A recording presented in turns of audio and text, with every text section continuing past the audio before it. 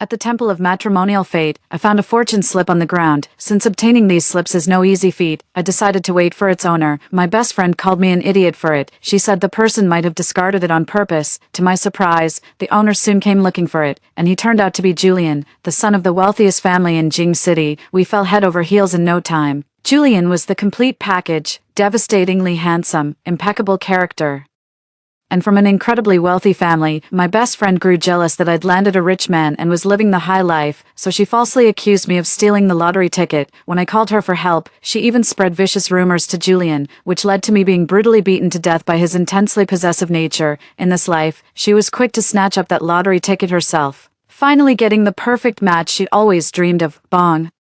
The temple bell's chime jolted me awake. A red fortune slip appeared in my hand, and I immediately flicked it away, but Luna, standing nearby, swiftly bent down to snatch it, shoving me aside as she exclaimed, "Whose marriage fortune slip is this?" The scene began overlapping with my previous life, except this time it wasn't me who picked up that fortune slip. Luna sneered at me for meddling in others' affairs and walked off without waiting for me to find the owner. I did a good deed, yet ended up suffering a tragic fate. 1. Luna's eyes kept darting around, looking genuinely anxious to find the owner. "Where's Julian? Where is he?" Suddenly, I heard a voice from another dimension. It was Luna's inner thoughts. She's a reincarnated soul too. A gentle male voice spoke up behind me. This is what I dropped. It's Julian. Even though I knew I'd been reborn, hearing that voice still sent a chill down my spine. I shrank behind Luna, trying to make myself less noticeable. Unlike me, Luna didn't seem frightened by the voice at all. She actually stepped forward with excitement. "Is that a fortune slip for love? Don't lose it, or you might never find a wife." Her tone was playful and lively, full of youthful energy. "No need. I think it has already helped me find it." Julian had a clean-cut appearance, with a touch of compassion and gentleness in his eyes, the very image of an upright gentleman. Not to mention his family was wealthy. One could say his speech and demeanor were nothing short of refined. Luna was instantly captivated, shooting me a triumphant sidelong glance. "He finally sees me. My lucky days are about to begin." Seeing Julian gaze at Luna with that infatuated look made my heart race nonstop. It was that same devoted expression that had fooled me before, making me trust him wholeheartedly. In our past life, she was always jealous that I had such a devoted boyfriend. She claimed I just got lucky finding that note, then went around accusing me of stealing it and pretending to have found it. But Julian didn't believe her back then. Maybe he didn't care how that note ended up there. He only cared about me. He followed me everywhere, his eyes never leaving me for a second, as if he wanted to absorb me into his very being. In my past life, I was beaten to death after Luna reported me for fleeing his sight without permission, fabricating lies that I had eloped with someone else, which led to him tracking me down. Now if Luna wants this prime marriage arrangement, she's welcome to it. Nothing would please me more, but Iris, will hold both of them accountable for their betrayal, and I swear they will pay the price. To show his gratitude for Luna's small favor, Julian made a point of inviting her for coffee. She was obviously thrilled by the offer, but she turned to me with an apologetic look. "But my friend is still here. Let's take a rain check. How about we exchange contacts and meet up another time?" Luna was playing hard to get, hoping to pique Julian's interest more quickly. Julian finally glanced my way, intending it to be brief, but then his eyes locked on me and he said, "Why does this friend seem so familiar to me?" His words nearly drove me insane, as if that bone-deep pain was still coursing through my body. Not only was I startled, but even Luna's heart leaped into her throat. I lowered my head and said, "I have one of those common faces that resembles everyone a little. I just remembered something urgent at home. Luna, I should get going." But seeing how timid I was acting, Julian quickly lost interest in me and turned his attention to Luna. I finally breathed a sigh of relief as they disappeared from view. That evening, Luna stood at my doorstep calling my name, then shyly confessed, "Iris, I'm going to start seeing someone." I gasped. "So soon?" While studying my expression, she replied, "Yes. It feels rushed to me too. But Julian says I'm his destiny, that we're meant to be together. And do you know who he really is?" "Who?" I played along, feigning ignorance. "It's the Julian family, the wealthiest family in the capital. Soon I'll be living the life of a wealthy socialite." Watching her beaming with happiness, I couldn't help but mutter to myself, "I'm afraid you might not live long enough to enjoy that fortune." Ever since that day, Luna's mother would drop by my house whenever she passed by just to show off. She'd look down at me and say, "Iris, you should just settle for any decent man and get married. Not everyone is as fortunate as my Luna to find a boyfriend who's handsome, kind-tempered, and comes from a good family." Public opinion has already turned overwhelmingly against her. By the time Luna senses something's wrong, there'll be no escape. Just like when I tried to break up with Julian, everyone said I was being ungrateful and spoiled. Julian would just smile through my hysterical accusations, never contradicting me in front of others, making me look even more unreasonable and dramatic. Luna always comes to me with stories about her and Julian, even telling me about their kisses. She watched every subtle shift in my expression, silently thinking to herself, "You were with Julian in your past life. But this time I've taken him from you. Too bad you'll never know how the boyfriend who loved you so deeply last lifetime could love me just as much." She was lost in her own cliché fantasy of two women fighting over one man, with her as the victor. I never had any intention of competing with her. Honestly, if she wants it, she can have the whole lot for all I care. Iris, look at all the stuff he bought me again. I told him not to, but he just wouldn't take no for an answer. So annoying. Luna complained about it being annoying, but secretly she was absolutely thrilled. "These must be really expensive, right? I've never seen anything like them," I said, feigning admiration. "Julian has zero creativity when it comes to gift giving. The only reason he has one of everything is because he can't be bothered to put any thought into his presents." Luna started preening again at the mention of this. "They're all designer brands, ridiculously overpriced. I really don't see the point in buying this stuff." Then she turned to me with feigned concern and asked, "Why don't you pick a couple of things?" The thought of anything from Julian disgusted me, so I quickly shook my head and refused. It'd be a waste to give such nice things to me. I wouldn't even know how to appreciate them, too. Luna promptly took the items back. She never really intended to give me anything anyway, she just wanted to show off. If you're looking for a boyfriend, this is exactly the kind you want. Gentle, generous, and completely devoted to me. Even Luna herself hadn't expected things to go so smoothly. It turned out that fortune slip truly had magic. It could make Julian easily fall for whoever picked it up. I heard her cursing me in her heart. "It's all because Julian had eyes only for you in our past life. Now I'll make you watch our happiness with your own eyes. Bitch, bitch, bitch." I let out a cold laugh. This Luna, she just couldn't stand to see anyone doing better than her. "You're right, I'll definitely tell you when I get a boyfriend." That actually makes sense. Julian likes people with clean slates. If I start dating someone, he'll never look at me again. A flicker of disdain crossed Luna's eyes as she thought, "What kind of bottom-of-the-barrel guy could you possibly find without Julian?"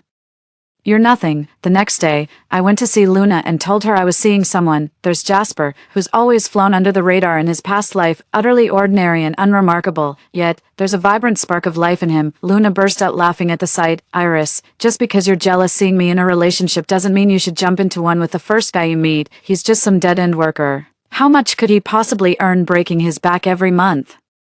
I'll have a word with Julian later. We can get your boyfriend a job at his company. The pay would be better, and at least it's a Fortune 500 firm. Sounds way more impressive when you talk about it. Hurry up and marry him already. Then you two lovebirds can pop out another little popper." She talks like she looks down on him, but deep down she's practically shipping us. "Oh, by the way, Iris, Julian invited me to meet his parents tomorrow. What should I wear?"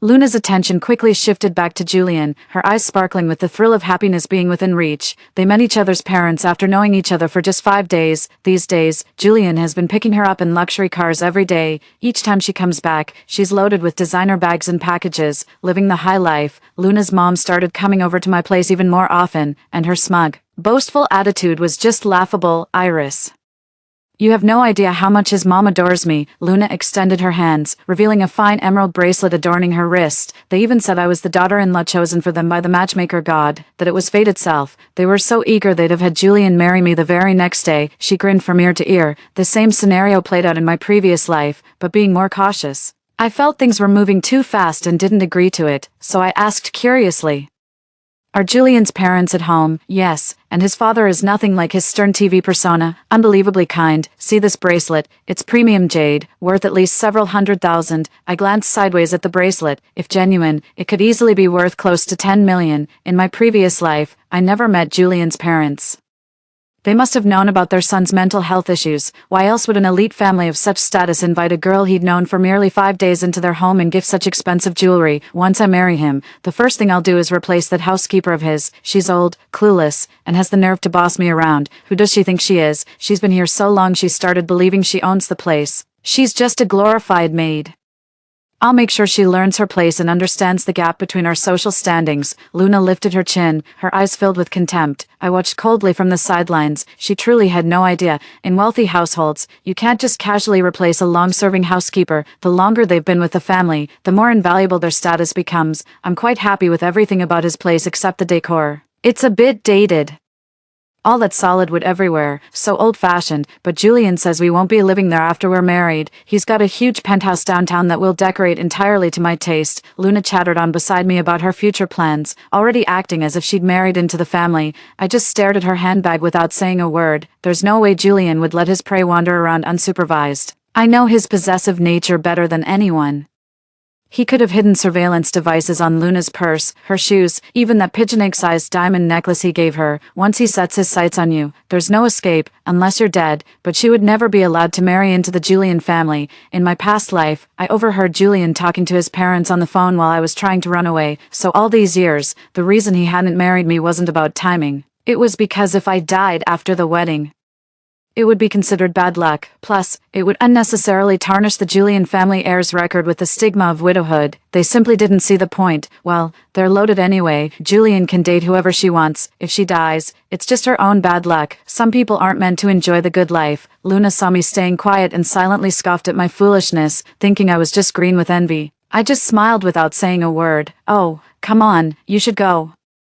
Luna kept pestering me over the phone, trying to get me to join the gathering with Julian's friends. I know she's just feeling resentful because I turned down her previous invitations and missed witnessing her happiness in person, but having finally broken free, why would I recklessly put myself in harm's way again? Iris, I'll be upset if you don't come soon. Luna pretended to scold playfully. I've sent Julian to pick you up. He's almost at your building now. Hurry downstairs.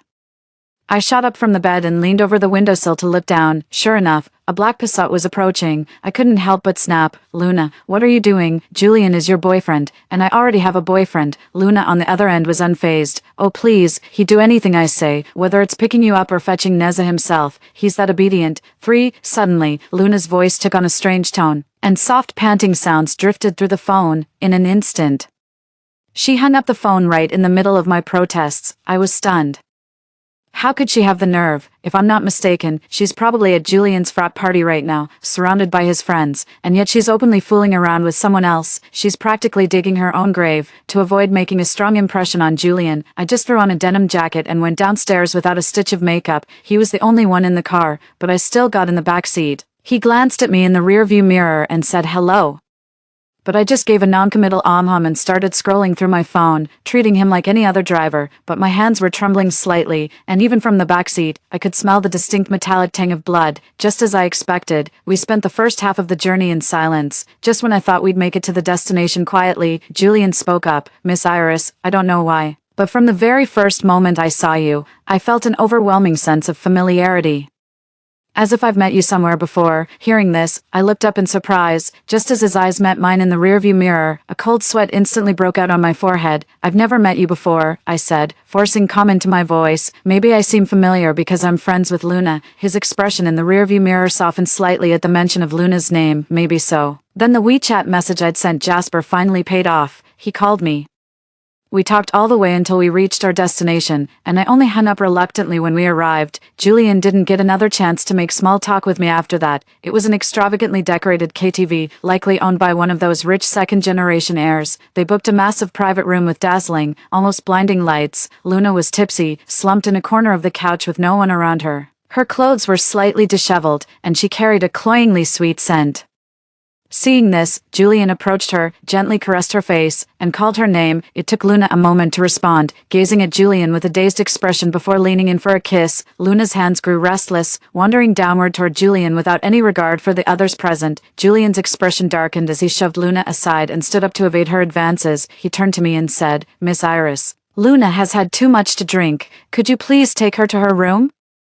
I saw everything clearly from where I sat. Whether Luna was truly drunk or not, I believe I knew better than he did. Hearing the irritation in Julian's tone, Luna finally came to with deliberate slowness. Julian, you're back. I've missed you so much. She rushed toward Julian and clung tightly to his arm, as if afraid he might slip away. Then, as if noticing me for the first time, she exclaimed with delight, Iris, you're here. She walked straight toward me, not showing any trace of the drunkenness from moments before. He dragged me into the crowd and introduced me to everyone. Seeing those familiar faces sent a chill down my spine. I knew every one of them, and they were all bad news. Honestly, I should have sensed something was off about Julian just from the company he kept. As the saying goes, birds of a feather flock together, birds of a feather flock together. These trust fund kids are absolute scum. They have no principles in their actions and no moral boundaries in their character. What kind of decent person would Julian be, being such close friends with them? Julian sat in the shadows, only his sharply defined jawline visible, making his expression impossible to discern. I knew Luna's days of bliss were numbered, since Julian preferred proper girls. I forced myself to mingle with those rich kids, even enduring their occasional inappropriate advances.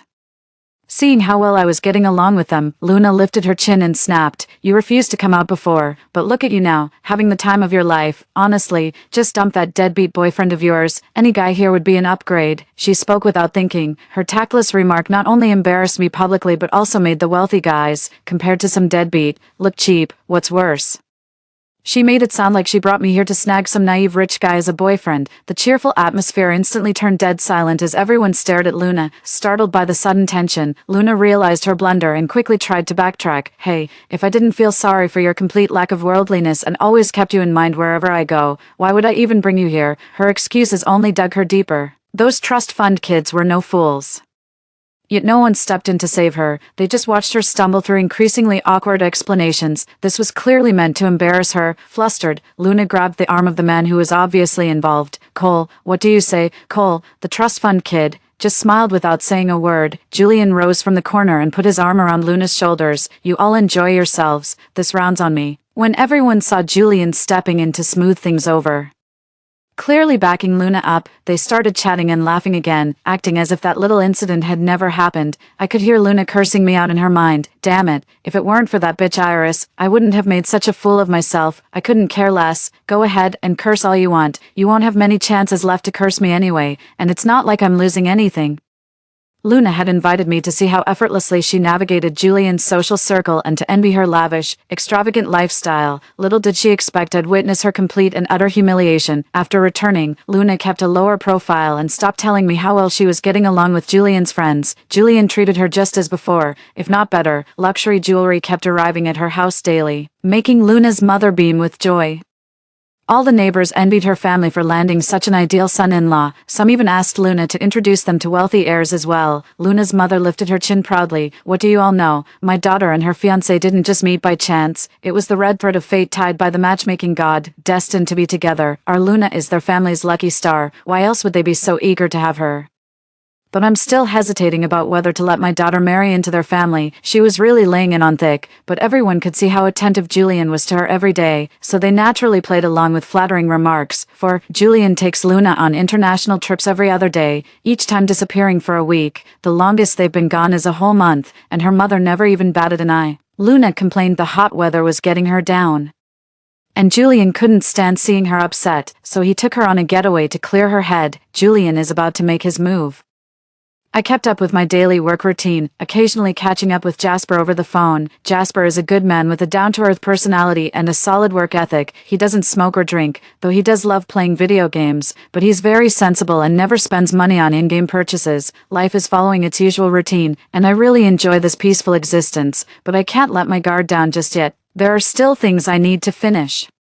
Until that despicable couple gets what they deserve, this isn't over. I'm secretly gathering information about Julian's parents and have hired a professional investigator to dig up their secrets. The past of these so-called successful people can't withstand close scrutiny. I've gathered all the evidence and I'm just waiting for the right moment to catch them all in one sweep. I'm going to make them pay back every last thing they owe us. When I saw Luna again, she had gotten noticeably tanner and leaner, but her spirits were higher than ever. Carrying bags of all sizes, she walked downstairs wearing sunglasses like a celebrity, ignoring anyone who tried to talk to her as she headed straight home. TSK, that Luna girl is really something. She's destined for a life of wealth and luxury, the elderly folks downstairs exclaimed with admiration. During that period, the matchmaker temple was nearly overrun with visitors, countless men and women all praying for love and marriage. Luna asked to meet at a coffee shop downtown, gushing about how wonderfully Julian had been treating her lately and how incredibly happy she felt. Of course I knew, before revealing his true colors, Julian always put on a convincing act, playing the role of an almost perfect boyfriend flawlessly. But let's be real. How could anyone actually be that perfect? Not just perfect. but tailor-made to match all your preferences. That kind of person just screams red flags from the start. But Luna, head over heels in love, was completely oblivious. Just like I was back in the day, I smiled as Luna told me about the countries she and Julian had visited, the breathtaking sights they had seen, and the interesting people they had met. How protective Julian was of her, seeing that I showed no sign of envy. She gradually lost interest and slowly fell silent. "You country bumpkin. You'll never even leave the city, let alone go abroad. There's no point telling you. You can't even imagine what other countries are like." It was clear Julian was about to make his next move, since he hadn't asked Luna out for several days. To steer clear of the turmoil and prepare for what came next, I arranged a business trip ahead of schedule and headed south. Fortunately, our organization is quite large with branches across the country. When the project I was overseeing required a business transfer center recently, I volunteered and was assigned to the southern region. Julian's next move was to drive a wedge between Luna and her relatives and friends, isolating her completely. This way, he could take her to a remote island for months without anyone noticing. Eventually, he'd tell them Luna had died overseas from an unexpected illness, then go through the motions of paying out a hefty compensation. That amount would be pocket change to them, just spare cash, yet it's more than what an average family could save in a lifetime. Based on the image he's cultivated in front of her family and friends over the past 6 months, no one would suspect him. People would even admire Julian's generosity. Despite it not being his fault, he still gave his girlfriend's family a substantial amount of money, ultimately earning himself a good reputation. This way, he leaves no evidence behind.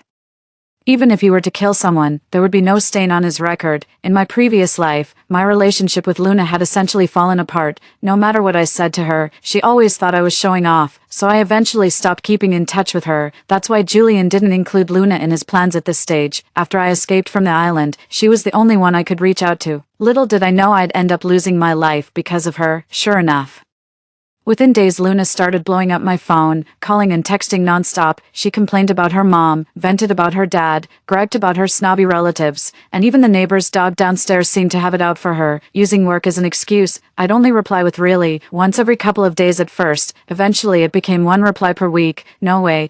Eventually, I stopped replying to her messages altogether. When she called, I'd just say, "Work's crazy, gotta go," and hang up.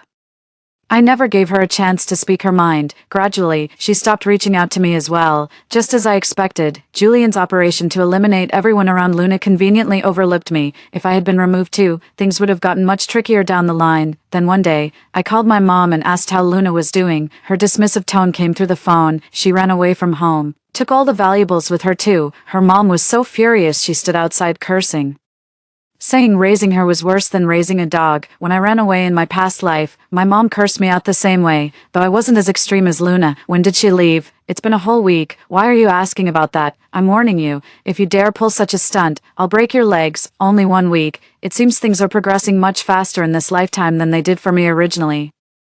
I dated Julian for 2 years before he started employing tactics to cut me off from my family, and it's only been a year, yet he's already taken Luna to a remote island. I immediately requested to end my business trip, using pregnancy as the reason, stating I needed to return home to prepare for the wedding. I had just gotten home when I received a text from Luna. It had been ages since I last heard from her. 5. Iris, guess where I am? Julian and I are on a private island, and it's all mine. This is the happiest I've ever been, and I know this joy will last. I finally understand the happiness you once had, but now, it's mine. After reading Luna's message, I was overwhelmed with exhilaration. It's finally coming to an end. My revenge is finally coming to an end. Luna, I'll give you whatever you want. Where else in the world could you find a friend as good as me? In my previous life, standing on the island with Julian, I thought I would be reborn here and have a fresh start. Little did I know, the nightmare was just beginning. On this small island, everyone except us was a foreigner speaking languages I'd never even heard before. Every day, I had no choice but to follow Julian around. Then one day, I met the young man who delivered milk to our house daily. He was only 18, radiant with youthfulness. Even without sharing a common language, I could sense his kindness through his gestures and expressions. I want to communicate with others, but ever since we moved here, Julian has been locking himself in the study. He won't let me go out, but he doesn't talk to me either. So every day, during the brief moments I get to interact with the young man, I've been learning a few simple words. I was so thrilled that I ran to share my joy with Julian, but his expression suddenly shifted. "Where did you learn that? Who taught you?" Confused, I whispered softly. It was just before I could finish, Julian hoisted me over his shoulder, ignoring my struggles, and carried me straight down to a basement in the house. After living here for so many days, I had no idea there was even a basement. A wave of terror washed over me. For a whole year after that, I never set foot outside that place. Julian was a monster. He never laid a hand on me before, saying he wanted to wait until we were married. Now it's clear he had a medical condition that made him incapable of doing it. So he unleashed every twisted method on me. That period was sheer living hell. Every day I prayed for the dawn never to break. His mental state was wildly unpredictable. One moment he'd hold me tenderly dressing my wounds. The next he'd dig his fingers into the injuries and tear them open wider. He's a complete lunatic, an absolute madman. I finally managed to sneak away while his mother was on the phone with him, crawling on my knees step by step to escape the basement. Luckily, he never imagined I'd actually escape one day, and my phone was still right where I left it in the room. The charger was right next to it. I quickly opened my phone, but staring at the half-empty contact list, I felt completely lost. Who should I even call? His family has immense influence. If I call the police, they'd probably move me before the cops even finish verifying the situation. And I don't even remember where I am. How would they ever find me?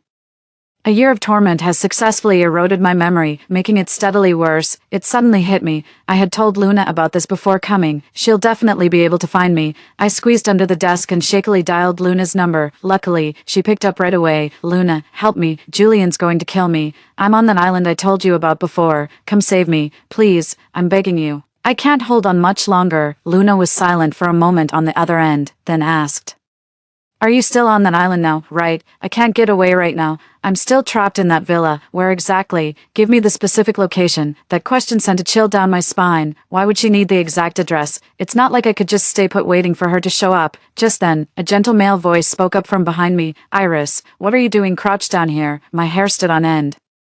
I turned around to see Julian holding a phone to his ear with one hand and a red whip in the other, looking at me gently. Luna's voice came through the phone he held to his ear. "Julian, Iris just told me she's going home. She wouldn't be doing this alone, would she? Did she meet someone on the island? Someone who talked her into leaving together? That's not what happened. It's not true." I heard Luna's slanderous words and watched Julian's expression shift through several emotions before settling into its usual vicious demeanor. The whip came down without warning, first striking my left eye, then my arm, neck, legs. I lay on the ground, no longer feeling the cold, listening to Luna's insincere pleas from the still connected call while enduring the bone-deep pain. Hatred swelled within me. If there is a next life, I will make them pay. I snapped back to reality. Realizing my thoughts had drifted back to the final year of my previous life, I wonder how long Luna can keep this up. 3 months later, my phone rang with a call from Luna. I picked up the call from my desk, my face expressionless. "Iris, help me, please. Julian's insane. He's going to kill me. You have to help me. It hurts so much." I shifted to a more comfortable position and continued listening. "Oh, really? How is this possible? Isn't Julian the perfect boyfriend? He can give you all the happiness you want. You two will live happily ever after." Luna instantly caught on when she heard me emphasizing the word happiness with unmistakable sarcasm in my tone. She snapped, "Iris, you did this on purpose. You knew all along, didn't you? You bitch. You fucking bitch." I was laughing so heartily that my colleagues nearby were giving me puzzled looks. "Let me guess where you're hiding, under the desk like me." Ha ha ha ha. I genuinely couldn't hold back. And it made Luna so furious she could only curse bitch repeatedly. I stopped laughing and said, "Luna, you should thank me. I haven't even called Julian yet." 6. The timing of this call tells me everything. Luna's suffering far exceeds what I endured, and we're just getting started. She's already losing her mind after merely 3 months. Through the receiver, I could hear Julian calling for Luna, accompanied by the relentless thuds of her kowtowing and pleading for mercy. "Luna won't die today, but she'll wish she were dead. My plan is straightforward. I'll drive Luna completely insane, then have her take Julian down with her. People like them don't deserve to walk this earth." Sure enough, 2 weeks had passed without me seeing Julian show up at Luna's doorstep to announce the death, nor had she contacted me again. But then I ran into a familiar face. It was Cole, Julian's trust fund friend who's having an affair with Luna. "Is Luna back yet?" he asked me with a sly look. I was taken aback. I hadn't expected him to initiate a conversation with me. "I haven't been in touch with her for ages." "Really? Julian's playing some seriously twisted games." I stared at Cole in disbelief. He asked me to seduce his girlfriend, but who knew Luna would be so easy? She jumped at the first hint of attention. I feel like my entire worldview is crumbling. Did Julian do this on purpose? I recalled how Julian's friends in my previous life seemed excessively eager too.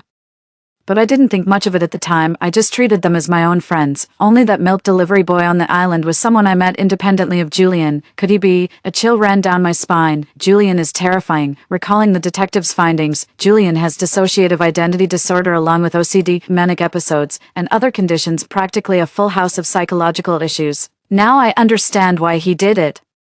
One of his personalities allows him to interact normally with others, maintain moral awareness, and behave within societal boundaries. His other personality unleashed the emotions he had long suppressed, driving him to seek violent revenge. He set me up to be seduced because he believed my infidelity would justify his abuse. He's completely unhinged. Ring-a-ling. The sudden ring of the phone made me jump. But the caller ID on my phone screen was even more alarming. It was a string of digits I knew all too well. Julian's number. What could he possibly be calling me for? After a moment's hesitation, I picked up the call. Julian's voice on the other end was as warm and gentle as the first time we met. Iris, it's Julian. Do you still remember my number? I asked warily. Why wasn't it you who picked up the fortune slip? It was clearly you in our previous life. He's back, but it's all right, since fate has granted us this reunion. It must mean our connection remains unbroken. I'm sorry I accidentally caused your death in our last life. Hearing his casual apology sent chills down my spine. That simple sorry concealed a human life. What does he think human lives are? I made an effort to slow my voice and calm myself down. What are you saying? I can't understand you. No worries if you don't get it. I'll come find you after I'm done with her. Julian's tone was cheerful. I can't reach Luna anymore. Could you let me speak with her? I didn't even ask if Luna was with him, because I knew she must be. Please, I miss her so much. Sure enough, Julian handed the phone directly to Luna without hesitation. I said from my end of the call, Luna, did you hear what Julian just said? He's coming back to me. In the end, he loves me more. The happiness you stole with all your scheming will ultimately be returned to me. Are you really content with this? You're just a stepping stone to my happiness. A mere spectator who'll never have the right to be happy yourself. He's about to break free from you and come to me. We'll get married in a villa worth billions, surrounded by endless luxury jewelry, designer clothes, and handbags. Meanwhile, you'll rot away in some sunless basement, decaying in your own misery. Hearing the ragged breathing and angry growls from the other end of the phone, I knew I was about to succeed. Luna will never bring me happiness. Ha ha ha ha.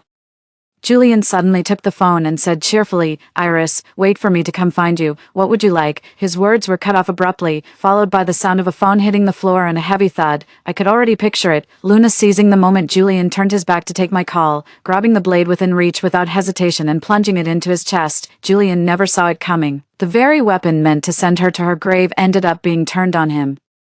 It's all finally coming to an end. With Julian dead, Luna doesn't stand a chance of leaving that island alive. It's swarming with his people. The moment she steps out of that villa, she'll be spotted, and the Julian family will immediately know Julian is dead. Do you really think they'd let their son's killer get away with it? Listening to the repetitive sound of a blade plunging into and withdrawing from a chest over the phone, I smiled with satisfaction. Did I say anything?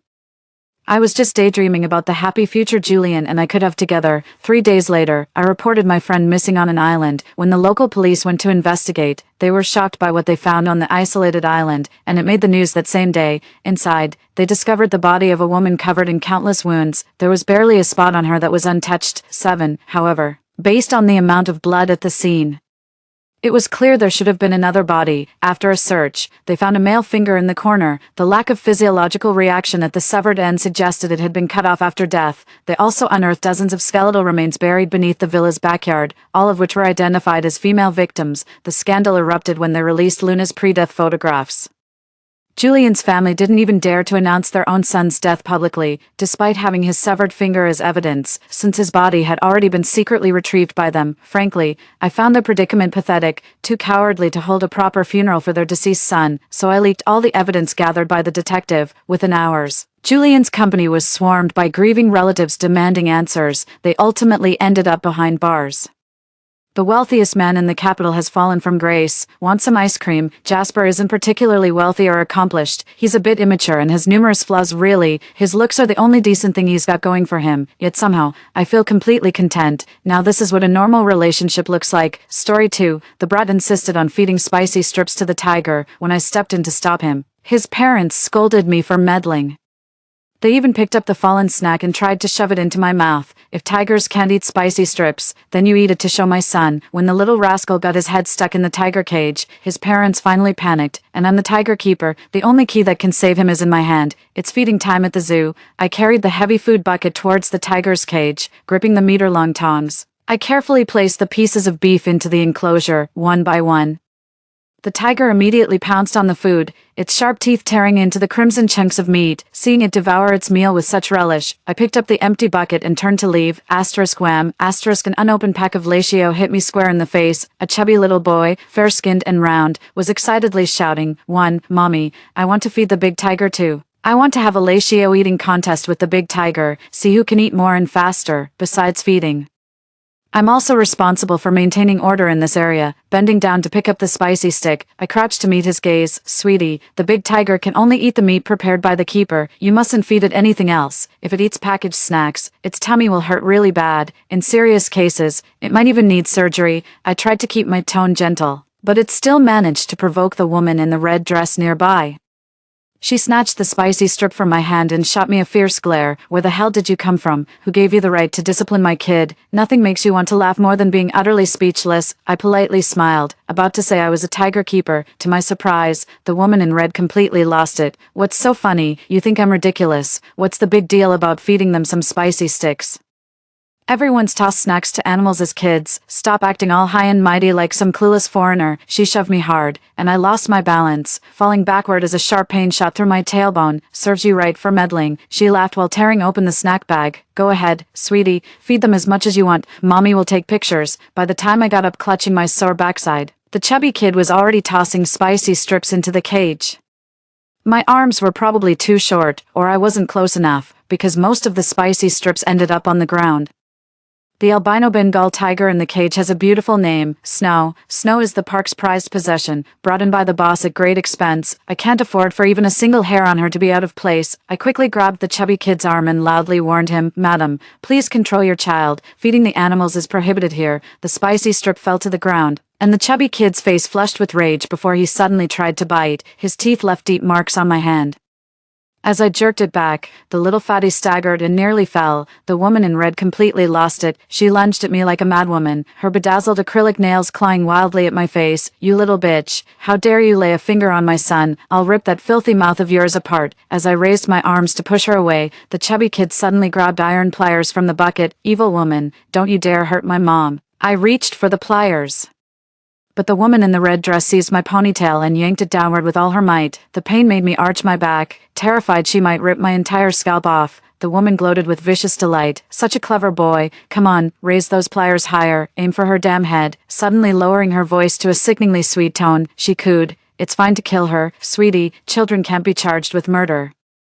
I whipped my head around just in time to see the chubby kid swinging the iron pliers overhead, coming straight for my temple. This mother-son pair is fucking insane. It was summer vacation, and quite a crowd had gathered in front of Snow's cage. Help, somebody help me. I kept dodging while screaming for help. What a shame, everyone's here with their kids. Nobody wants to pick a fight with a lunatic. Let it go. We're all just trying to get by. We're here to have fun. No need to get so worked up. The crowd offered half-hearted words of caution, but no one dared step in. Some even started filming from a safe distance. I'm completely out of ideas now. My knees buckled and I dropped to the ground. I wasn't kneeling to beg for mercy. Seizing the opportunity, I twisted the red dress woman's wrist and yanked downward with force. Just as expected, she lost her balance instantly and tumbled to the ground with me, screaming all the way down, seizing the chance. I yanked my hair free and scrambled backward like a crab for a good 2 meters. The girl in red struggled awkwardly to her feet while the chubby kid dropped his pliers in terror, bursting into loud sobs. We made such a chaotic scene in front of the cage, shouting, wailing, complete pandemonium. Snow contentedly licked her blood-stained lips while gently swishing her tail. My face burned and my scalp throbbed with pain. What? Am I some punching bag? She just hits me whenever she damn well pleases.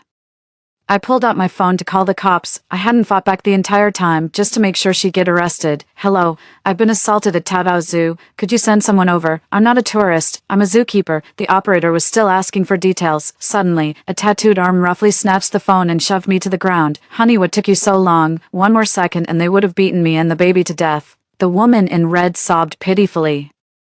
her voice trembling with delicate distress. The brute helped her up, and the pair advanced toward me with renewed aggression. As I struggled to rise, the thug slammed his weight onto my shoulder, grinding my face mercilessly into the rough concrete. The woman in the red dress lifted her leg, her high heel aimed squarely at my stomach, kicking me hard. "You gonna call the cops on your mama, so tigers can't eat spicy strips, huh? Then you eat them and show my son." I curled up like a shrimp, the pain so intense I couldn't even scream for help. Red dress nudged the plastic bag on the ground with her foot. "Sweetie, you feed him." The chubby kid immediately grabbed a spicy stick, covered in grit and dust, and haphazardly shoved it into my mouth. I frantically shook my head, and the chili oil smeared onto the wound on my cheek. The burning sting made me scream. The chubby kid wasn't done yet. He spat at me with a tui-tui and wiped his grubby hands all over my hair. The family of 3 took one look at my pitiful state and shook with laughter. "Where the hell are the cops? I'm getting murdered here. Is anyone gonna save me?" Just as despair set in, a figure in blue stepped between me and danger. It wasn't the police, just the rookie security guard who started the same day as me. "Back off. Next move gets you hurt. I've called for backup. Cops will be here in 20 minutes. He brandished the riot baton, his voice quivering slightly. The scrawny security guard looked like he couldn't take 3 punches from the burly man. Though the muscular man was unarmed, the guard at least had a baton. Both stood frozen, neither daring to make the first move. "Stop, no fighting. Let's talk this out like adults." In the midst of the standoff, the zoo manager came rushing over, his tie askew from the hurry. Both the young security guard and I immediately felt relieved, with another adult joining us. "It's now 3 against 2, even the toughest guys would think twice." The manager panted heavily as he stepped between them. "Ezra, to what do we owe this unexpected pleasure?" He pulled out a cigarette and offered it to the burly man with an ingratiating smile. "These 2 are new here. They don't know the ropes yet. A great man like you wouldn't hold a grudge against us little people. Don't stoop to a child's level." The young security guard and I locked eyes in silent mutual understanding, both radiating pure dumbfoundedness. The manager's arrival at least de-escalated the confrontation. Ezra took the cigarette and drew a deep drag. "Nobody messes with my wife and kids and gets away with it. You think I can show my face around town if word gets out? 30 grand for medical bills and emotional damages, not a penny less." I yelled with my neck stiffened in defiance. "I'm broke. Go ahead. Try beating me to death right in front of the cops, actually. I've got over 10 grand sitting in my Alipay account. That includes the scholarship I just got from the department, plus next semester's tuition and housing fees. Getting beaten up and having to pay compensation. Not a chance." Ezra's face darkened as he raised his fist to swing at me again. The young security guard sprang into action. His baton came crashing down on the thug's muscular arm. "Stop this. You're taking things too far." The solid hit landed, yet Ezra didn't even flinch. He kicked out, sending the young security guard flying a considerable distance. The manager, trembling with fear, smacked me twice on the head. 3, I'm trying to help you. Why are you so ungrateful and unreasonable?" He then turned to Ezra, forcing a smile. "How about this? I'll transfer her salary to you, and I'll cover the rest out of my own pocket." Ezra flicked his cigarette butt into my face. "This little bitch got any connections? Don't come back to bite me in the ass later." Watching me frantically brush the ash off my face, he broke into a wide grin. The manager chuckled. "They're just college kids working summer jobs for internship certificates. They'll do $160 gigs. What kind of connections could they possibly have? This is downright humiliating." I didn't beg for mercy or shed a single tear when they beat me, hearing the manager's words. Both the young security guard and I burst into sobs. College students are human too. They feel pain and heartbreak just like anyone else. Seeing me sob uncontrollably, the manager continued his threats. "I have all your information from the onboarding forms, your ID number, home address, and university details. You'd better think carefully about what to tell the police when they arrive." I hunched my shoulders and nodded repeatedly, pretending to be terrified. "When the cops show up, I'll make sure to spill everything and get that damn couple thrown behind bars. Since I'm not getting paid, I'll just lay low at school after today." How far can they really go? They wouldn't dare storm a university to start throwing punches, would they? I was mentally calculating when Ezra suddenly spoke up. "Go get 2 sheets of paper. I won't rest easy without proper documentation. The police will be here any minute. Hurry up." The manager immediately started bowing obsequiously before scurrying back to his office to fetch the items. The woman in red suddenly grabbed his sleeve. "You tell me, can this damn animal even eat spicy strips?" the manager said. "This much should count itself lucky to be hand-fed by you, ma'am." The woman in red scooped up a handful of snacks and shoved them into the chubby kid's hands. "Good boy, feed it however you want." The chubby kid raised his hand and hurled several snack packs into the cage, hitting Snow directly. Snow shifted its rear lazily, rolled over, and retreated to the farthest corner of the cage. Seeing the tiger didn't react, the little fatty grew bolder. "Stupid tiger, no sleeping, eat your food now." He ducked under the barrier and pressed his whole body against the iron cage, even shoving his chubby little hand between the bars. "Mom, come here quick." The chubby kid screeched at the top of his lungs, "This dumb tiger won't listen, I'm gonna beat it to death." Ezra suddenly grew a bit nervous. "You've put up caution tape. Is there actually something dangerous here?" The manager waved dismissively. "Relax, this tiger's been lethargic all day, doesn't even have the energy to bite." It was the hottest part of the day, with the sun beating down relentlessly. There was no air conditioning in the enclosure, just an old fan hanging from the ceiling, its blades creaking as they spun, blowing nothing but hot air. Snow opened his mouth wide, his tongue lolling out, as he lay by the stainless steel water bowl, licking incessantly. Seeing how listless the tiger was, Red Dress confidently stepped over. She picked up the feeding tongs and scooped up the chubby little one in one swift motion. Mother and son gripped the long tongs together, banging them against the railings with such force they looked like tiger hunters in action. The cage vibrated with a low hum as Snow pricked up her ears, twitching them rhythmically. The woman in red grew even more smug. "My brave little champ, you even took down a tiger. My boy's tougher than Wusam the Tiger Slayer." Ezra puffed out his chest and boasted, "Damn right. Like father like son, you should know whose blood runs in these veins." In the blink of an eye, the manager returned with paper and an ink pad. Ezra dragged the little security guard to me like a dead dog. "Press your own damn fingerprints, or I'll make you." "I won't press my fingerprint. Who knows what they'll write on that paper? Besides a reconciliation agreement, it could be a promissory note, or even a bond of indenture." I clenched my fists tightly, and the young security guard remained silent. The manager sighed, forcefully prying my thumb to press it into the ink pad, mimicking the chubby kid. I aimed for the back of his hand and bit down hard. "Ah, let go," the manager shrieked. Glaring at me with a dark, twisted expression, Ezra let out a sarcastic laugh, then backhanded me before turning to viciously kick the young security guard several times. "You bitch, don't push your luck. You think I'm out of options just because you won't sign." He leaned in close to my ear, his breath reeking of foul heat. "For still playing tough, I'll strip you both naked in a minute, pose you for some artistic shots. College girl footage sells like hotcakes online." The manager squinted, pointing at the cage. "Hurry, there's a storage room right next to it. The cops are coming." He and Ezra were visibly panicking. The manager yanked my hair violently, dragging me backward with brutal force. I kicked helplessly, my scalp burning with pain, but I just couldn't muster any strength. Ezra was even more ruthless. The moment the young guard struggled, he stomped on vulnerable flesh without hesitation. The surrounding tourists had already fled in terror, if locked in that storage room. Even the police wouldn't find me. The worst part, Ezra planned to take nude photos. What awaited me wasn't just blackmail, but something far more vile, something worse than death itself. "Damn it, get them inside, now." The woman in the red dress yelled impatiently. A desperate thought flashed through her mind. "If all else fails, I'll just ram myself into the door." Suddenly, the little chubby boy let out a heart-wrenching scream. "Mommy." My head's stuck. I can't move. The tiger's standing up. It's coming towards me." The woman in red turned at the sound and screamed, "Help, somebody help. My son's trapped in the tiger cage." While the adults weren't looking, the chubby kid stuck his head through the railing and got himself hopelessly stuck. His face turned beet red as he wheezed and sobbed, gasping for air between cries. The woman in the red dress panicked, yanking her son's arm desperately to free him. Piercing wails and shrieks rose in a chaotic chorus. Roar, roar.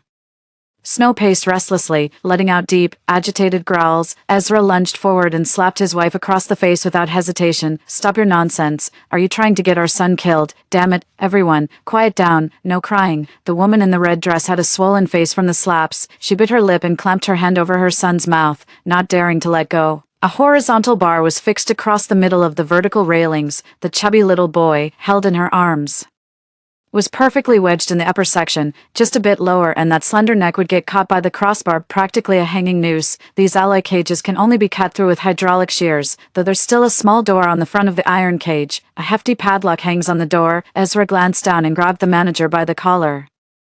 "Where's the damn key? Open this lock right now." The manager turned pale and shook his head in terror. "We can't open this side door. I'm calling the fire department." Ezra knocked him to the ground. "What are we waiting for?" "The fire department to collect your corpse. If my son loses so much as a single hair, you'll pay for it." There were still quite a few visitors in the zoo. The manager realized Ezra wanted to unleash the tiger on others to keep his own son safe. But if that cage opened and the tiger hurt anyone, the manager would face lawsuits and jail time. Snow had never bitten anyone, no matter how you looked at it. Opening that cage was far riskier. The manager pointed at me and roared, "The keys, she's got the keys." Ezra glared at me viciously while the manager scrambled to his feet and fled. "The keys are actually with me. I can't give them to him." The chubby kid's sobs grew fainter as Ezra advanced toward me step by step. "Hand over the key." Or I'll end you. Run. I'll hold him off. The young security guard lunged forward and locked his arms around Ezra's calf. Ezra pummeled him like a madman. When kicks to the gut failed, he aimed for the face. Blood gushed from the young guard's nose as he gasped. Run. I can't hold him much longer. He was desperately grappling with Ezra, but I could barely even stand. As Ezra nearly broke free, I clenched my teeth and crawled toward the tiger cage, dragging my injured leg. Are you out of your mind? What the hell are you doing? The young security guard wailed in despair. 5. Can't you see I'm buying time with my life here? I'm getting beaten to death. You. Suddenly it dawned on him, and he started cheering me on. Move those dead legs. The hell's wrong with you? Skipped breakfast or what? This all you got? College boy, but you've never passed a fitness test. Don't make me lose respect for you. Damn. He's even resorting to reverse psychology now. Ezra scoffed. Would have been easier if you just obeyed from the start. I ignored him, scrambling forward faster, because I knew his laughter wouldn't last. My knees and elbows were scraped raw against the rough concrete, but I couldn't afford to cry out. Finally reached the front of the cage. The woman in red was drenched in sweat, her damp hair clinging to her face. The chubby boy's lips turned pale, his face smeared with tears and snot, too exhausted to even cry. Snow crouched quietly before the mother and child. As I pulled the keys from my inner pocket, the woman in red instantly locked her gaze onto them. Her eyes flashed with manic glee, yet she snarled through gritted teeth. No tricks, open that door right now. My fingers clenched around the keys as I raised my trembling arm high. The woman in red finally understood my intention. She sobbed quietly, choking back her tears. Please, open the door and save my son. This is all my fault.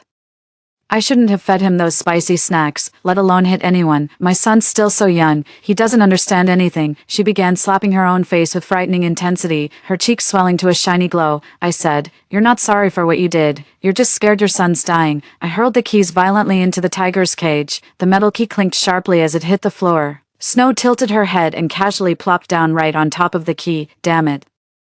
Any slower and I'd be dead for real. The young guard collapsed onto the floor, arms limp and gasping for air. Ezra's completely lost it. He lunged at the cage, yanking my hair and slamming my head against the bars repeatedly. You fucking bitch. I'll fucking end you today, you motherfucker. If my son dies, I'll slaughter every last one of your family. Blood trickled down my forehead, blurring my vision. Roar. Snow grew restless from the scent of blood. Its massive paws relentlessly pounding against the iron cage. The cage wouldn't budge, leaving me and the young guard as easy prey. Ezra didn't flinch at Snow's rage, yanking my arm straight toward the beast's jaws. At the critical moment, my fingers found the fallen pliers beneath the railing. Screw this fighting back means mutual combat bullshit. Not even God himself could deny this was self-defense today, gripping the pliers tightly. I aimed the jaws at Ezra's crotch and squeezed with all my might.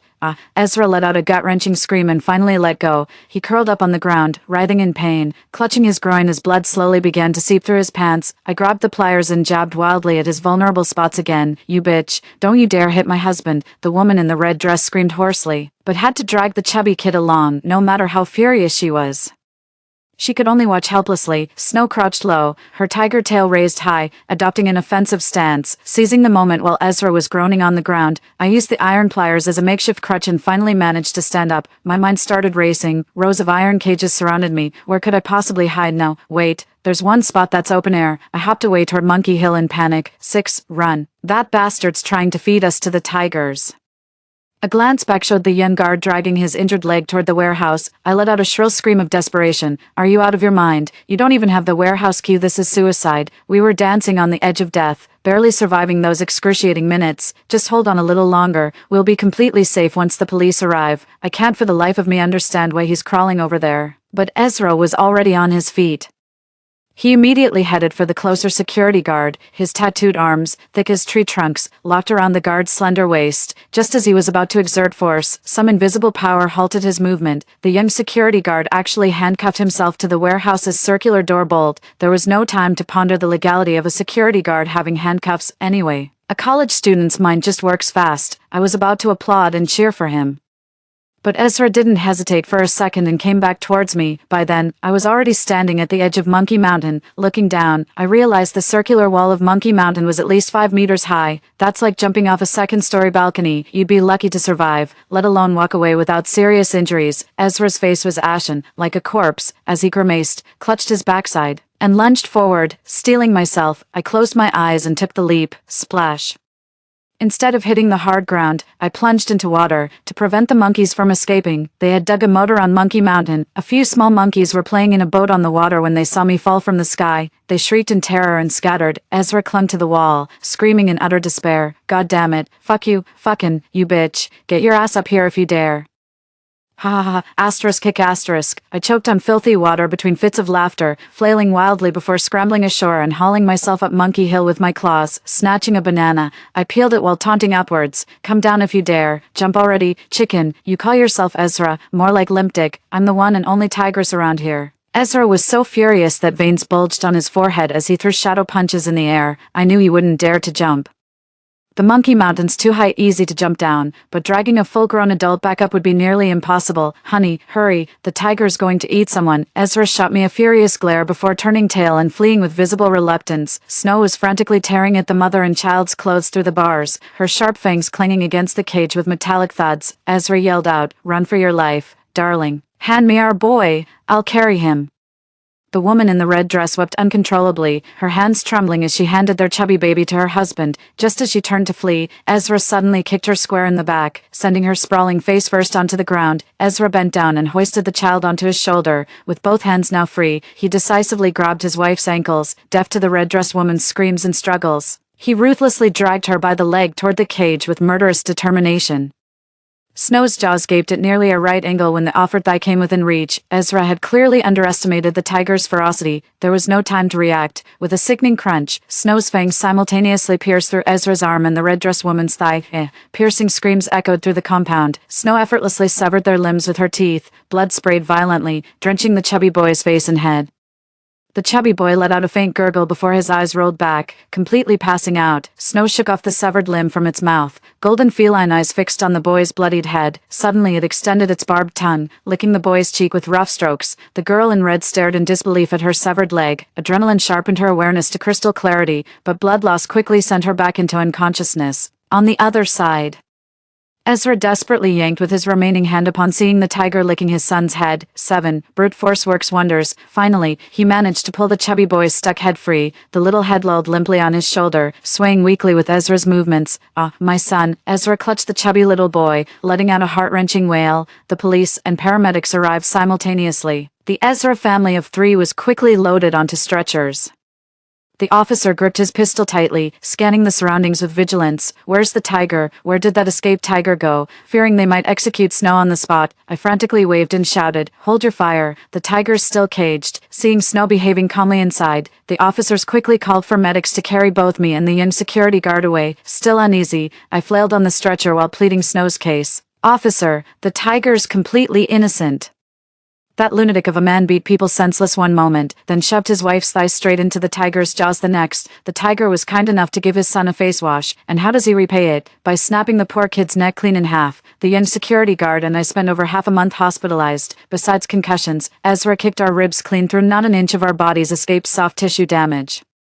The security guard had it worse than me. His nose was nearly broken, and the police even had to take his statement at the hospital. The zoo owner was so terrified he covered all our medical bills and even arranged a VIP ward, just to keep us from causing trouble. My parents rushed to the hospital to take care of me, swearing they'd never let me take such dangerous part-time jobs again. During my recovery, I kept close tabs on updates about Ezra's family and Snow. The chubby kid is incredibly lucky. He survived even with a broken neck. Unfortunately, his brain was deprived of oxygen for too long, leaving him in a vegetative state. To raise money for medical expenses, Ezra's family, even before he was discharged, started live streaming, exploiting the tiger attack incident to garner sympathy. He declared on the live stream that he would make the zoo and me, the heartless culprit, pay for what happened. The small town had never seen such shocking news before. Overnight, relatives and friends were sharing the fundraising link for Ezra's family across social media. A husband with severed hands, a crippled wife, and a vegetative son. Not a single able-bodied person left in the household. Ezra posted stacks of medical reports and bills, setting the fundraising goal at a staggering 2 million yuan. My parents and I were so furious we couldn't even eat. Normally, Ezra would have faced at least administrative detention for picking fights and assault. But they all ended up in the hospital instead. The police can't make arrests until the suspects meet discharge criteria. Ezra got stuck in a glitch and seized the chance to stir up public opinion, even trying to pin the blame on me. The more I think about it, the more nervous I get. Are the zoo's surveillance cameras on? Could they really frame me for this? What was just a minor accident in a small town got blown into a major scandal by Ezra. Ezra's livestream got banned just days after launching. The local police released an overnight statement with surveillance footage showing the whole incident was entirely their family's own doing. Apparently worried about poachers targeting the tiger, the owner actually installed HD cameras in Snow's enclosure. Everything that happened that day was captured in crystal clear detail. Ezra went to great lengths to stir up publicity, only to end up exposing his own dirty laundry online. Netizens just love stirring the pot. Digging into the background of this tough guy who dared to mess with a tiger, turns out Ezra was actually a real piece of work in the underworld. He used to shake people down for protection money while his kid bullied others at school. The whole family made a habit of throwing their weight around. Now with injuries and disabilities piling up, all those old enemies they bullied are just waiting to settle scores. Panicked. Ezra actually broke down in tears and begged the cops to lock him up immediately, the junior security guard, and I completed the injury assessment procedure, now awaiting justice through due process. The case went to trial a month later. Ezra glared at me with venomous hatred, as if I'd murdered his father. He raised his mangled arm and roared in court, "Your Honor, this woman clearly committed premeditated murder. She deserves the death penalty, immediate execution." I straightened my back and declared with unwavering conviction, my actions were legitimate self-defense. Safeguarding the keys means protecting people's lives and property. 8. Ultimately, Ezra and his spouse were each sentenced to 3 years and 6 months in prison respectively for assaulting and humiliating others in public, resulting in minor injuries to 2 victims. Additionally, they were ordered to compensate me with 100,000 yuan and the security guard with 150,000 yuan. Ezra, dissatisfied with the verdict, loudly protested and vowed to appeal. While he was a tough character, the zoo owner was even tougher to deal with, and the lawsuit just kept getting more complicated. The actual legal entity behind the zoo was a 90-something-year-old man, and surprisingly, the sole shareholder was the manager. From a legal standpoint, the owner had no equity in the zoo whatsoever. He claimed he was merely a philanthropist who donated animals without charge. The judge wasn't naive. Snow had been illegally smuggled in. The manager and boss received heavier prison sentences than Ezra. The feud was set in stone. The boss vowed to have him killed, and Ezra wouldn't dare return home after his release. The animals long confined in cages were relocated to proper facilities. Before the semester started, I made a special trip to the provincial capital to visit Snow. Snow is an exotic tiger who became the star attraction at the city zoo thanks to its exceptional young genes. It now resides in the spacious white tiger enclosure, complete with lush vegetation, towering trees, and a crystal-clear pool. Instead of iron bars, visitors admire the majestic predator through panoramic glass viewing panels. With an abundant supply of fresh meat, Snow even gets live chickens as treats. When I arrived, it had just finished eating and was lazily rolling on the grass, belly up. I pressed excitedly against the glass and called out, "Snow, I came to see you." "Oh. It's just so wonderful that we're both safe and alive." Tigers are remarkably intelligent creatures. That day when my arm got pulled into the cage, it didn't even bite me. Snow learned to swim at her new home, no longer having to lick water from a bowl all day. She dove headfirst into the water, paddled leisurely toward me, then climbed onto the shore nearest the glass. Snow shook off the water with a stylish splash. I clapped my hands excitedly in quiet delight, as if on purpose. It suddenly lifted its hind leg and peed all over the glass. How outrageously shameless and uncivilized. Parents quickly covered their children's eyes as the staff awkwardly explained that Snow was entering mating season and might get a bit frisky. As the zoo was closing, I lingered reluctantly, turning back every few steps. The security guard, thinking I was particularly fond of the white tiger, reassured me. "Come back during winter break, you might get to see Snow's cubs." Story 2. The end was near, and I had no shelter, wandering the streets alone. In my previous life, I was evicted by my landlord due to a breach of contract. Coincidentally, the apocalypse struck, and I was killed by a zombie while searching for a new place to live. When I woke up, I found myself returned to the very noon of the apocalypse. This time, with a group of people, I was rebuilding the world on a small island, where we had ample food and clothing. Welcome. I woke from a nap to find myself dozing off in a convenience store, sitting next to my suitcase, which held all my belongings. The weather outside was clear and calm. Memories of my past life flooded my mind. "Miss, I'm sorry, but as I mentioned before, we need to move back into this apartment. Please vacate it now." The landlords had come to my place early in the morning to change the locks, implying that I had no choice but to leave. "But it's not the agreed time yet. And I haven't finished packing my things," I said, frowning. "This is a special circumstance, and we apologize. Here is your deposit and compensation. Feel free to leave your large furniture here until you find a new place, then you can have someone move it," the landlady said apologetically. Being thoroughly polite, I sighed. When you're under someone's roof, you have to bow your head, although I hadn't been living there long. The landlords had been decent to me. Perhaps they really were in a special situation. I took the compensation, almost 10,000 yuan in cash, which felt surprisingly heavy in my hand. Since I had moved into this apartment with just my suitcase and hadn't been living there long, I hadn't acquired many belongings. I packed up my personal items and left the apartment, although I contacted a real estate agent immediately. After viewing several apartments with him, none were satisfactory. I decided to eat lunch and rest at the convenience store. Suddenly, I was brought back to the present moment. I had indeed been reborn at this time. If I remembered correctly, in my previous life, I was killed by zombies around sunset. If I didn't want to end up unprotected and surrounded by zombies on the street like before, finding a place to stay was urgent. After some thought, as a recent graduate with no house, no car, and no money, it was hard to survive alone in a big city. Even if I found an apartment immediately, after paying the rent and deposit, I wouldn't have enough money to reinforce the doors and windows, install security cameras, or stockpile supplies. Being alone made me an easy target for predators, and I had to be wary of landlords, neighbors, and even real estate agents, so I immediately searched for cruise travel on my phone and luckily found a 60-day cruise departing at 5 p.m. today from our city's port. The cheapest cabin cost 80,000 yuan. A long cruise meant ample supplies on board, and any ship that set sail before the outbreak would be a safe haven. I had to find a way onto that ship no matter what. With only 80,000 yuan, the money I had was far from enough. I tried applying for loans through a bank's lending app, but since I had no prior applications, they required a review, and the fastest they could disburse the funds was the next day. Left with no other choice, I called to book the cruise. Hello. Can I still book a ticket for the Oriental Pearl cruise? I asked. Hello, which departure date for the Oriental Pearl are you inquiring about? A sweet, gentle voice responded. The one departing today at 5 in the afternoon. I'm sorry, madam. Tickets for this cruise were available for booking a year in advance and are already sold out. Would you like to check other departure dates? No, thank you. I hung up the phone and once again fell into despair. I closed my eyes and massaged my temples with my fingers, trying to relax. I needed to think of another solution. A sudden message on my phone caught my eye. There it was in my social media feed, a post that read, "Recruitment for crew members on the Eastern Pearl cruise." It listed a bunch of requirements and specific benefits. After a quick glance, I realized I met the basic criteria and immediately contacted the friend who posted it. He was a college classmate and we had worked together in the same club. We had a good relationship back in university. Alexander, I saw your post about job openings on the Eastern Pearl. I'd like to apply. I got straight to the point. Alyssa, are you sure? Do you have any experience working on a ship? Alexander quickly responded, yes, I am fluent in English, Mandarin, and Cantonese.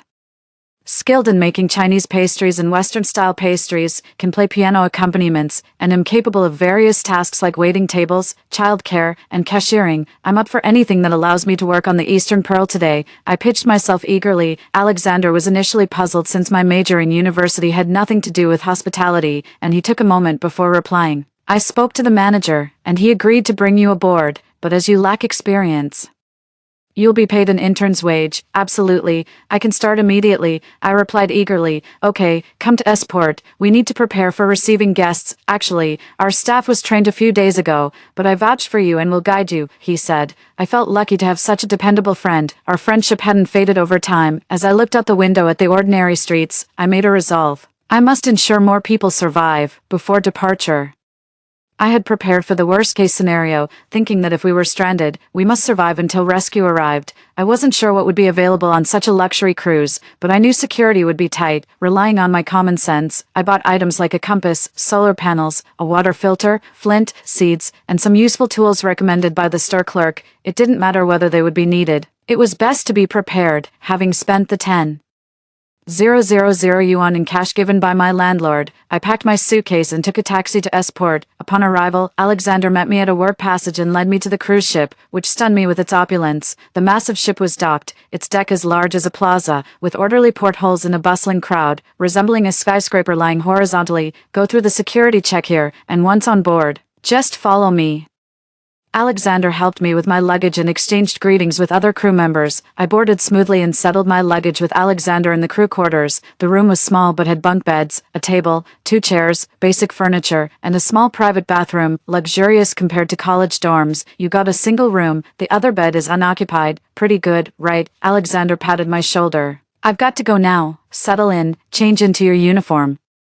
And meet me at the staff lounge on the third floor at 4. I nodded, watching him leave, and glanced at my phone. It was just past 3 in the afternoon, and the end of the world was only about 2 hours away. Looking around, the room was small and windowless, but it was a safe shelter from the elements. I quickly organized my things, changed, and headed to the staff lounge ahead of time. Alexander briefed me on some important points and assigned me tasks, since I was still an intern.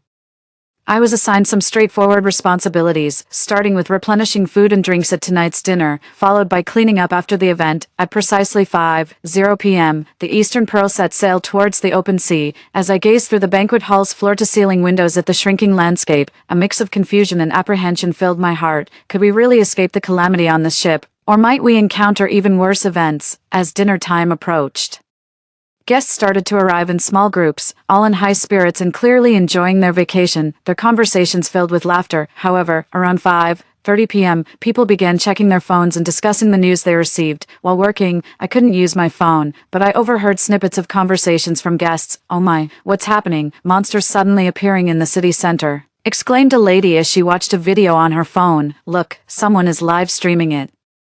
How terrifying," another lady responded. "Isn't that zombies?" a young couple concluded. As more passengers on the ship saw the news, a wave of anxiety and fear began to permeate the banquet hall. It wasn't until the captain took control that the atmosphere began to calm. The captain, a distinguished Chinese gentleman in his 50s with graying hair, exuded a calm authority. He stepped onto the stage, originally set up for the welcome party, cleared his throat and announced, "Dear passengers, we have just received news that a zombie virus outbreak has occurred at our point of departure, and authorities are advising residents to seek safety immediately. We will conduct a thorough check of all passengers on board to ensure everyone's safety. Please rest assured." He then repeated the message in English. "We need to turn back. We have to go back." An angry passenger shouted, "My parents are still in S City. Do you want to go back to die? If you want to die, don't drag us down with you." Other angry voices drowned him out. "The virus is in our departure city, but not in G country we are passing by." "Right, let's seek refuge in another country," someone suggested calmly. "The ship is currently on its regular course, ensuring everyone's safety. We have enough supplies to meet the needs of all on board for 30 days, and we will dock at a safe location for resupply afterward. Please adhere to our arrangements," the captain reassured everyone.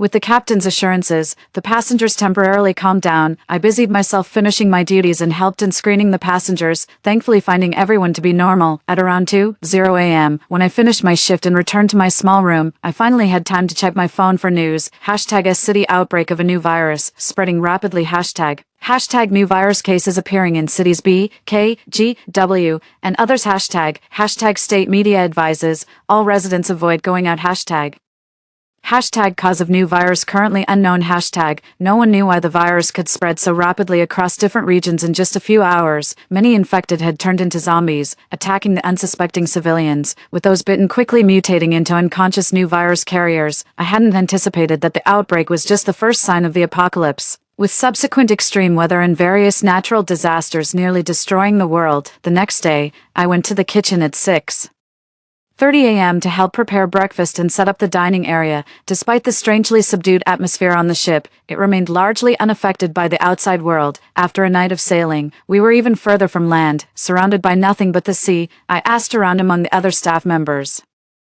Possibly due to the off-peak travel season, the ship carried fewer people than usual, with over 900 passengers and 600 crew members, roughly the population of a small neighborhood. I shuddered at the thought of so many people possibly facing a test of humanity in an apocalyptic scenario. But now, on the same boat, we were all tied to the same fate. A broken nest does not spare any eggs, as the saying goes, and I believed everyone understood this principle. On the third day of the apocalypse, the trending news updated. #new virus has spread to 120 countries worldwide. Hashtag frequent extreme weather events, glaciers melting rapidly. Hashtag a 9.0 magnitude earthquake has struck off the east coast of Japan. On the 7th day of the apocalypse, the Eastern Pearl also faced a crisis. Within minutes, dark clouds almost completely obscured the sunlight. The fog at sea grew denser by the minute. Alexander, an experienced maritime worker, looked at the scene and said, "This is bad. A severe storm might be on its way." He wondered to himself. I always track the weather forecast closely before setting sail to avoid any storms. I realized something was wrong. "We must evacuate the passengers from the deck immediately." Alexander nodded and quickly reported to his superiors. The captain issued orders swiftly. Alexander's prediction was accurate. As I was evacuating tourists who were still enjoying themselves on the deck, dense raindrops pelted me, and the sky, filled with dark clouds, brought a violent storm. Frequent lightning tore through the thick fog, which was still dense beyond. Even the Oriental Pearl, a ship of considerable tonnage, began to sway under the deluge. To safeguard against extreme weather, all passengers please return to indoor areas. The loudspeakers blared repeatedly. Passengers on the deck were quickly moved indoors. A young girl stood under a large parasol, confused and crying hoarsely. I rushed over to pick her up, feeling raindrops sting like needles on my skin. As a huge shadow loomed ominously at the edge of the sea, holding the little girl, I returned to the deck cabin and stopped a pair of parents rushing to the deck, confirming they were the girl's parents before handing her over to them. Tsunami, a passenger behind me whispered in terror. I turned to see the sea near us rise like a giant, like rolling mountains, seemingly retreating and then quickly surging towards our ship, facing a tsunami. There was a risk of the ship capsizing. Wave after wave, earthquake-like tremors pushed towards our vessel, with the storm and tsunami exerting their force simultaneously, causing massive noise and uncontrollable shaking that terrified everyone on board. After what felt like an eternity, the tsunami gradually subsided. Thanks to being in the deep sea area, our ship did not capsize, but all items on the deck were either swept away or destroyed, leaving only some fish stunned by the waves. The bad news was that due to the damage and changes in the Earth's magnetic field, the ship's communication equipment, navigational instruments, and monitoring systems all failed. Our ship had truly become an isolated island in the ocean, drifting aimlessly. The captain, the ship's equipment may be damaged, and its power is significantly reduced, a crew member reported to the captain. On the 14th day of the apocalypse, it had been raining for 7 days and nights. An anomaly not typical for this region but a global catastrophe. The last few trending news items I saw were Yangtze and Yellow Rivers breakthrough levees, multiple cities submerged, hashtag rainfall in the Sahara Desert over 7 days exceeds all previous records, hashtag coastline receding, residents urgently evacuate, hashtag flood survival guide, hashtag unusually high temperatures at the North and South Poles, hashtag. This meant that the rainfall in the Sahara Desert over the past 7 days had surpassed the total recorded rainfall ever for the area, a terrifying amount of precipitation. The interconnectedness of rivers and seas brought immeasurable loss of property and life to coastal residents. That day, we lost all signals, including mobile phone signals, cutting us off from the outside world. Later, the Oriental Pearl faced another tsunami nearly as strong as the first, causing even more severe damage to the ship. Captain, we must reach shore before the next tsunami hits. Our ship won't last much longer, the first officer and others urged anxiously. The captain was not oblivious to the situation nor indifferent. It was just that all the ship's modern equipment was damaged, making it impossible to determine position or direction. We were merely relying on the weakened propulsion system. If land is visible, head for it immediately to seek help, the captain ordered tersely. On the 23rd day of the apocalypse, the crew finally spotted land. The captain decided to steer towards this unknown territory, but it was too late. As we approached the small island, the ship struck a reef during its passage, and this luxurious behemoth could not avoid a capsizing fate. Water flooded into the hull, accelerating the tilt. To save lives, the safety officers immediately deployed lifeboats. Passengers scrambled chaotically.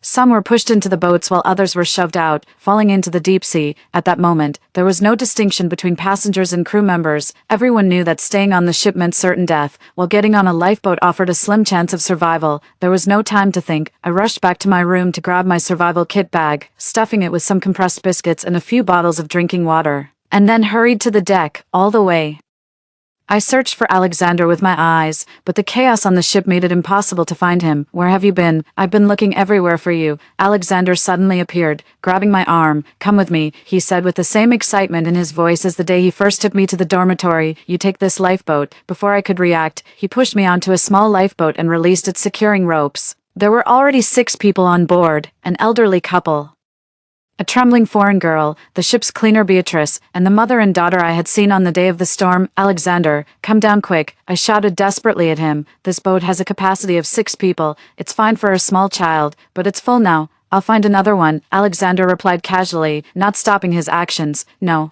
give me your hand quickly. I reached out to him, but he was moving farther away. I took you out to sea. It's my job to get you back safely. Alexander smiled, then finally released the lifeboat completely, and it touched the water. There are life jackets on board, you know, to get everyone to wear them. He shouted louder as we drifted apart. Alyssa, survive. Those were the last words I heard him say to me. The storm didn't stop, and people continued to jump into the sea. The large raindrops beat down on us, and I couldn't help but burst into tears. What can I do? Even if I am reborn, I can't save everyone. I can't make everyone on the ship survive. I still depend on the sacrifice of others to be the one who is saved. In the storm, Alexander's words, Alyssa, survive, gave me strength, as did the smiling wave he gave me when he first saw me at the port. This strength sprouted from the depths of my heart, helping me to live on and meet many kind and beautiful people. I was reborn once again. I wiped my face, where tears mixed with rain, and looked around at the silent people in the boat. Everyone, put on your life jackets first. I pointed out the location of the life jackets, secured around the edge of the lifeboat, and demonstrated how to wear them correctly. The night engulfed the entire sea, and our only prayer was that the lifeboat could reach the land we had previously hoped for as quickly as possible. Being exposed to the rain without shelter made it easy to catch a cold or fever, which could lead to severe pneumonia in our resource-scarce situation, undoubtedly a death sentence. Fortunately, as dawn broke, I was surprised to find that we were very close to land. I asked everyone to muster their spirits and follow my command to paddle towards the land. Although our boat was filled with the elderly, children, and women, we were surprisingly united and managed to bring the boat to shore. It seemed like an uninhabited island, with a few rugged peaks and unexpectedly a grassland with some common tropical and subtropical trees. Though the status of animals was unknown, and there were no signs of human habitation, I was puzzled. Why would grasslands and tropical-subtropical plants appear together on this small island? I grew up in the countryside and have experience in outdoor survival. Everyone must have confidence, I said with renewed courage, not forgetting the goal I had set for myself. We need to find a flat area that can shelter us from wind and rain. A cave would be ideal, otherwise we are at risk of falling ill, I explained as I helped two elderly people off the boat. Given the circumstances, it would be best for us to stick together rather than splitting up to search. The foreign girl had recovered a bit and could speak English, so I communicated with her in English. Lisa, you mentioned you have hiking experience, so lead the way and keep an eye out for any caves or similar shelters. I stayed in the back, picking up shells and placing them along our path as markers. Although the two elderly people were frail, they still supported each other and did their best to walk. Beatrice noticed some berries along the path which she deemed edible, so she gathered them to share with everyone, giving us a little boost of energy. Fortunately, we found a cave not far from the coast. It was quite spacious inside, comfortably accommodating all 7 of us. We rested on the spot, and I opened my backpack to check our supplies. We had 10 compressed biscuits, 5 bottles of mineral water, and survival items like a compass, solar panel, water filter, flint, and seeds that I had bought before boarding. Everyone shared what they had managed to bring in the rush, along with a few supplies from the lifeboat. With 7 of us, even if we rationed, our supplies wouldn't last more than 7 days. After that, we would run out of food and water. On this deserted island, we had to find a way to be self-sufficient to survive. After a day of drifting and being soaked to the bone, we all started feeling a bit chilly. Logic dictated that we needed to start a fire immediately to dry our clothes and warm up. Despite the continuous rain making the islands wood damp, there were still some dry parts that could be used, and I had brought some fire-starting tools, so we could still manage to start a fire. I turned to the foreign girl for her opinion. Lisa, we need to start a fire quickly. Could you help me find some dry branches? She nodded in agreement. Moreover, we couldn't start a fire inside the cave as incomplete combustion would create a lot of smoke and toxic gases, which would be very dangerous. But the damp outside environment and ongoing raindrops could easily extinguish a fire. I told the others, Lisa and I will look for materials to start a fire. Grandpa, Grandma, Beatrice, could you try to build a rain shelter outside our cave? We need to light the fire near the entrance. They all agreed to my plan without any objections. Mrs. and, exhausted, put Brianna to sleep, stating she could clear some stones and other obstacles inside the cave to expand our living space.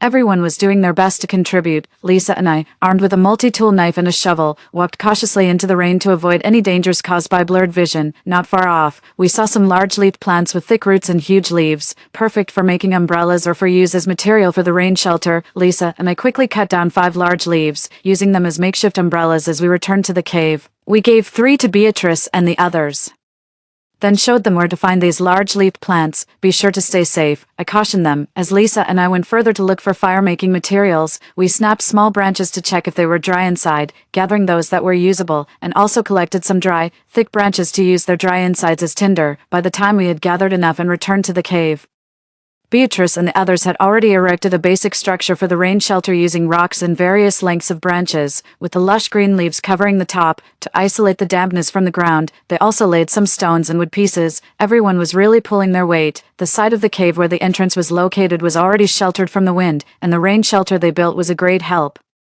I put down the branches and immediately attempted to start a fire, first drilling a hole in a dry large branch. Before inserting the previously purchased cotton padding, I shaved the dry parts of the branches into wood shavings, then sparked a flame using flint, continually adjusting the amount of shavings as needed. As the first wisp of smoke gave way to a flickering flame that gradually grew stronger, my anxiety was halved. Having fire meant we had warmth and drinkable water.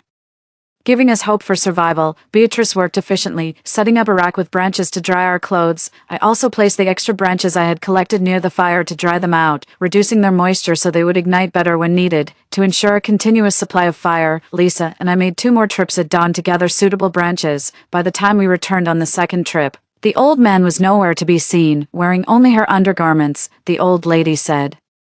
"This is plenty of firewood, enough already, take off your clothes and dry them."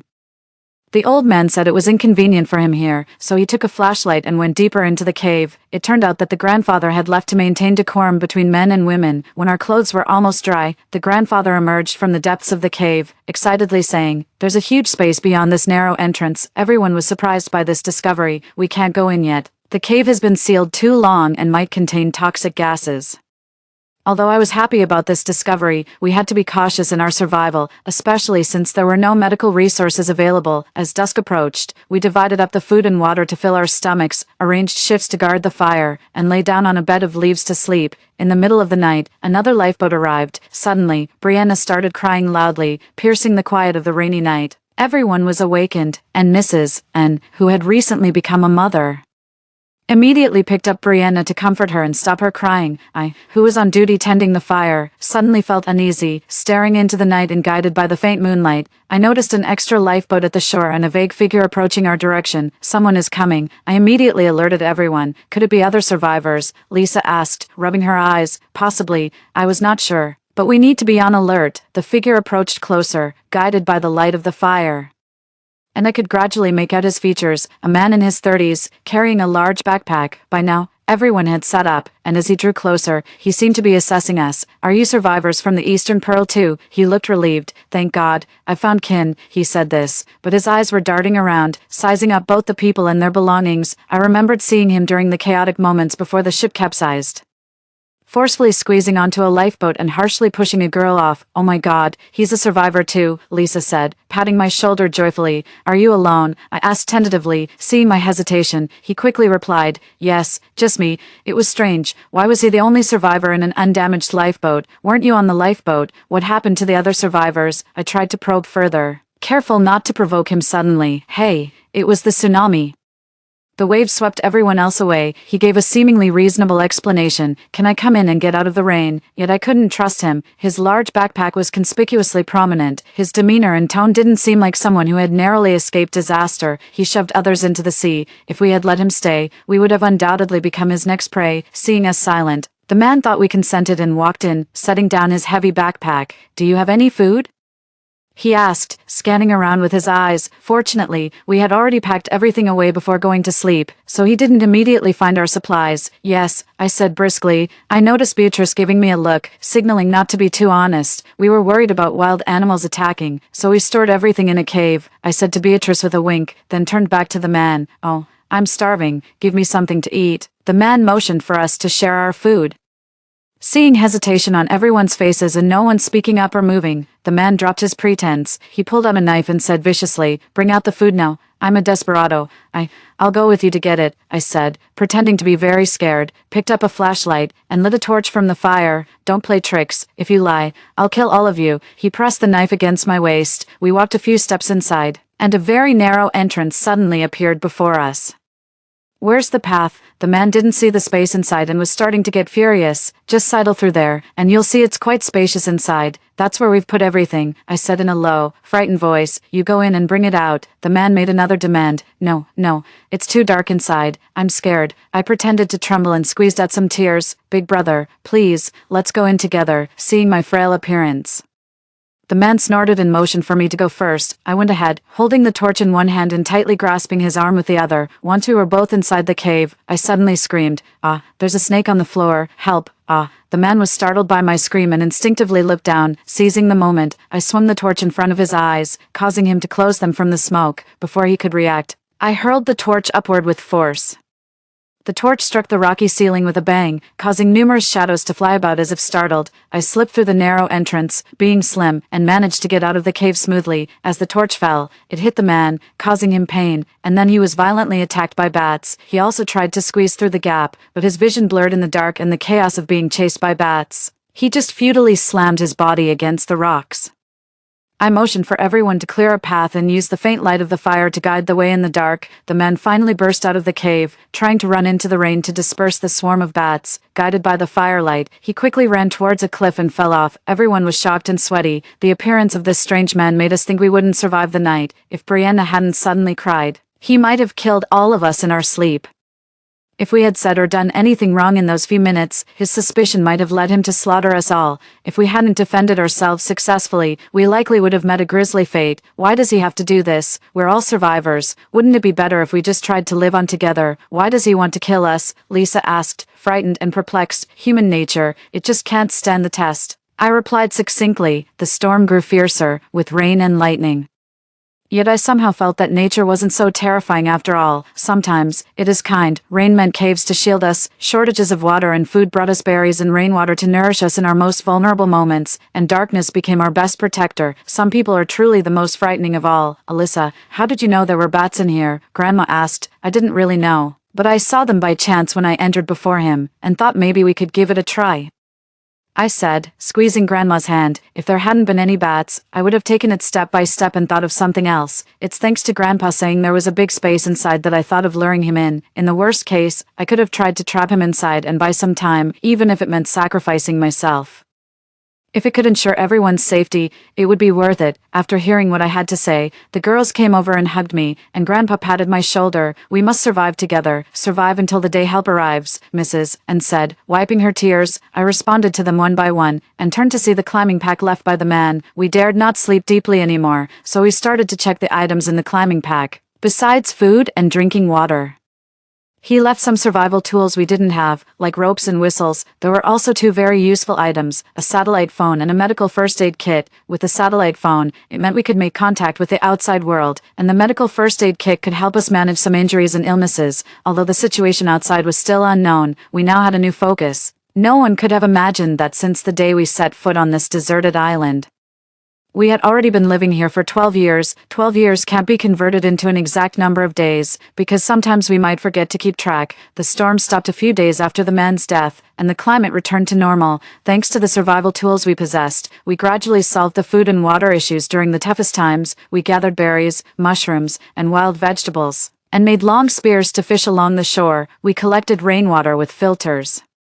gathered dew with leaves in the mornings, and later made clay pots to store these precious freshwater resources. We began to explore this resource-rich island, discovered a clear stream, and relying on our own hands, cleared the land near the flat grassland to sow the seeds I had bought. I taught everyone farming techniques, although not every seed adapted well to the land and thrived. Gradually, we were able to sustain ourselves. It took us about a year to build a shelter, move out of the cave, and in the following years, continuously upgrade and fortify it. The solar panels I bought could power our communication devices, but to save energy, we agreed to use the satellite phone to contact the outside world every Monday. However, in those 12 years, we never received a response. Sometimes, we felt particularly lonely, as if we were the forgotten ones of this world. Lisa had learned Chinese. She was a chatterbox, always engaging us in conversations.